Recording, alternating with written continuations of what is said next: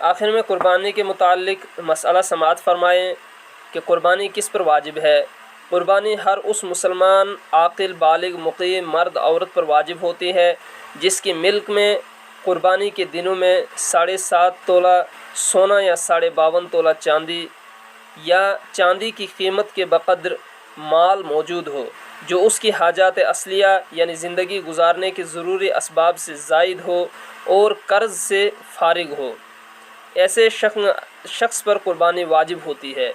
اور زکوٰۃ اور قربانی کے نصاب میں فرق کیا ہے؟ زکوٰۃ بھی صاحب نصاب پر واجب ہوتی ہے اور قربانی بھی صاحب نصاب پر واجب ہوتی ہے،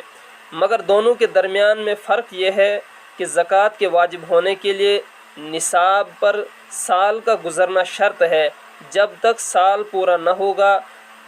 زکوٰۃ واجب نہیں ہوگی، لیکن قربانی کے واجب ہونے کے لیے سال کا گزرنا شرط نہیں ہے، بلکہ اگر کوئی شخص عین قربانی کے دنوں میں صاحب نصاب ہو گیا تو اس پر قربانی واجب ہوتی ہے۔ اللہ تبارک و تعالی ہمیں ان مسائل پر عمل کرنے کی توفیق عطا فرمائے۔